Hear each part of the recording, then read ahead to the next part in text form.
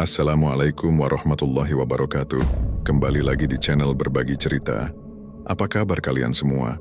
Semoga sehat selalu dan semoga diberi kelancaran dalam segala urusannya. Di kesempatan kali ini saya akan bawakan sebuah cerita yang berjudul Menikah dengan Jin Muslimah Cantik Berumur 200 Tahun. Cerita ini berlatar belakang di sebuah desa di Jawa Tengah. Sengaja disamarkan nama desa dan kabupatennya.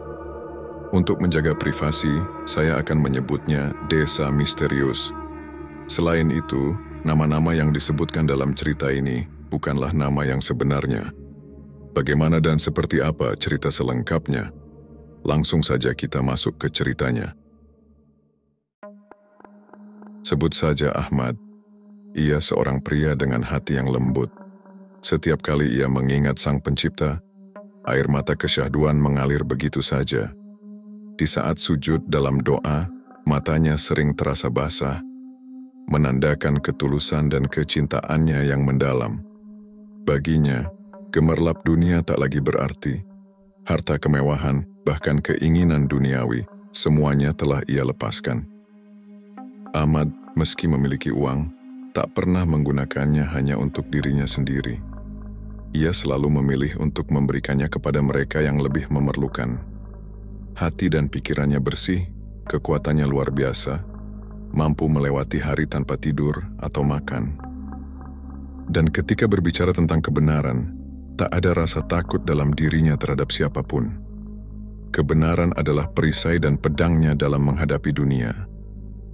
Ahmad adalah sosok yang keimanannya tak tergoyahkan. Hubungannya dengan Sang Pencipta begitu dekat, melebihi apa yang dirasakan kebanyakan orang. Ia dikaruniai penglihatan spiritual yang memungkinkannya berkomunikasi dengan roh guru spiritualnya yang telah tiada. Kemampuan ini bukanlah hal yang biasa, menandakan tingkat spiritualitasnya yang tinggi, sebuah perjalanan ruhani yang mendalam dan penuh misteri. Sudah hampir 1 tahun berlalu sejak Ahmad mengalami kasyaf, momen ketika tirai spiritual terangkat, dan ia dapat melihat ke alam rohani. Dalam kesunyian, ia sering terlibat dalam percakapan mendalam dengan Syekh Habib Syarwani, gurunya yang telah berpulang 10 tahun yang lalu. Syekh Habib semasa hidupnya adalah sosok yang dihormati dan dikagumi.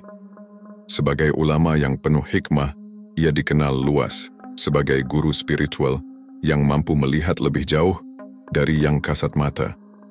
Bukan hanya sebagai penasehat yang diandalkan dalam urusan keagamaan, tapi juga sebagai wali yang memiliki karomah-karomah yang luar biasa.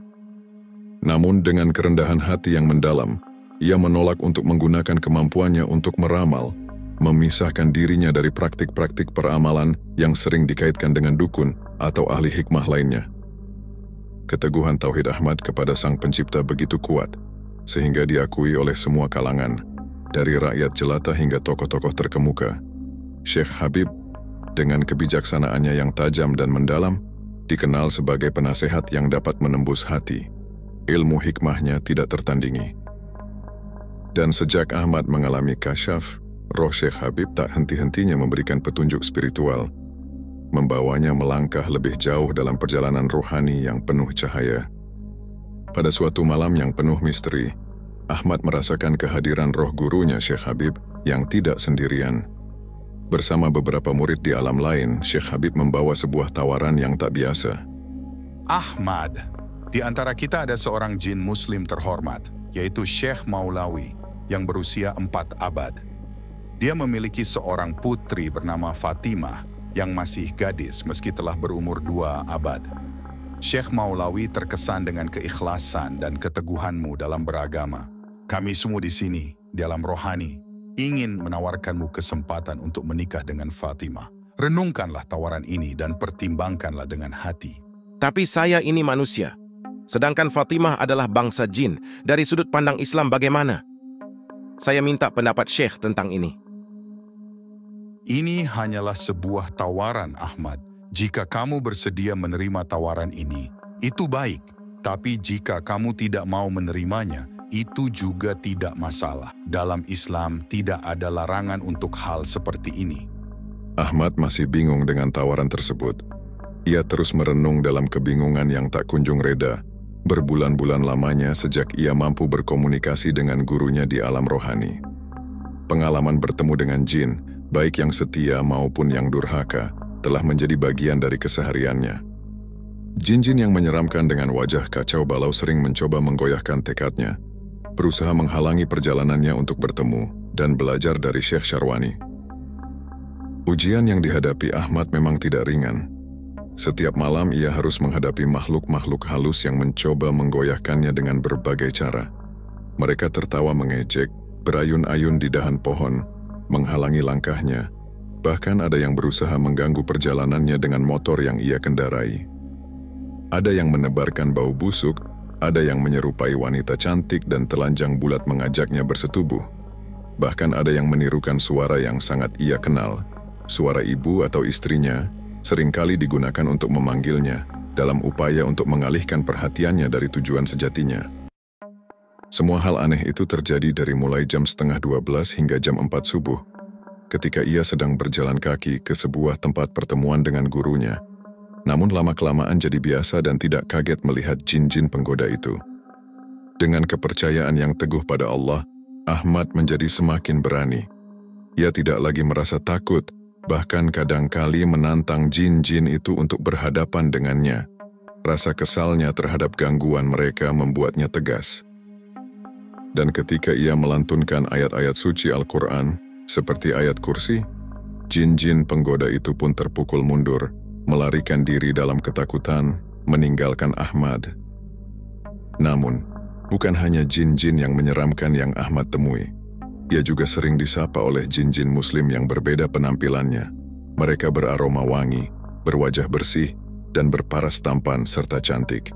Beberapa di antara mereka terlihat sibuk dengan tasbih di tangan, tenggelam dalam zikir kepada Allah, sementara yang lain terlihat khusyuk dalam ibadah. Melihat mereka, Ahmad sudah biasa, tetapi ditawari menikahi jin yang berbeda jasad, beda dunia, beda alam sama sekali tidak terbayangkan olehnya. Dengan rasa bakti yang mendalam dan hormat yang tak tergoyahkan kepada gurunya, Ahmad menyingkirkan segala keraguan. Bagi dia, Syekh Habib Syarwani di alam roh dengan izin Allah telah membuka mata hatinya untuk melihat dan berdialog langsung.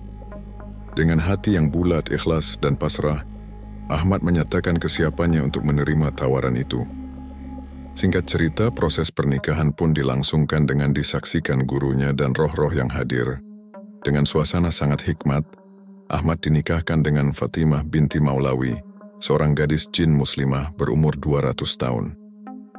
Mas kawinnya cukup hanya membaca surat Al-Fatihah. Mertuanya bernama Syekh Maulawi adalah jin yang sangat dihormati di kalangan bangsa jin muslim di alamnya. Resmilah mereka sebagai pasangan suami istri. Bagaimana gambaran dan kesan Ahmad tentang Fatimah istrinya saat hidup bersama? Ahmad menceritakan istrinya memakai kerudung dan Masya Allah cantiknya luar biasa. Tubuhnya harum tingginya sekitar 4 meter. Setelah menikah, Ahmad memanggilnya Umi, sedangkan Fatimah memanggil Abi. Sikapnya tawadhu luar biasa kepada suaminya. Bahasanya santun, sifatnya halus dan kecantikannya belum pernah Ahmad lihat pada manusia. Fatimah memiliki tinggi luar biasa sekitar 4 meter. Ia memiliki kemampuan untuk menyesuaikan ukurannya menjadi seperti manusia biasa saat berinteraksi dengan suaminya. Dalam perjalanan yang tak terlupakan itu, Ahmad dibawa Fatimah menjelajahi alam jin, sebuah dunia yang mirip namun unik dibandingkan dengan alam manusia. Mereka melewati pengajian, sekolah, kampus, dan masjid. Semua tampak familiar namun dengan sentuhan yang berbeda. Ahmad merasa seperti berada di sebuah mimpi yang tak pernah ia bayangkan sebelumnya. Setiap langkahnya di alam jin dipenuhi dengan rasa heran yang tak berujung. Akhirnya ia tiba di sebuah rumah. Tentu itu adalah rumahnya Fatimah dengan bangunan yang tinggi dan luas. Bentuknya aneh, tidak seperti rumah yang ada di alam manusia. Kamar Fatimah harum dan bersih. Barang-barang tertata rapi di atas tempat tidur, mereka ngobrol dan bercumbu. Selain sangat cantik, tubuh Fatimah tercium harum dan bercahaya. Ia adalah jin yang taat ibadah. Ahmad merasakan kepuasan yang tak bisa dijelaskan, sebuah pengalaman yang melampaui batas-batas kenyataan manusia. Fatimah tidak akan pernah hamil, persenggamaan antara jin dan manusia tidak akan menghasilkan kehamilan, karena perbedaan esensial antara manusia dan jin, satu fisik dan satu goib. Ahmad merasa diberkati dengan kehadiran Fatimah yang selalu ada kapanpun ia membutuhkan. Mereka berbicara dengan penuh kesopanan dan etika, layaknya pasangan suami istri yang saling menghormati. Fatimah dengan sikapnya yang tawadhu selalu menunjukkan rasa hormat dengan menundukkan kepala dan berbicara dengan lembut.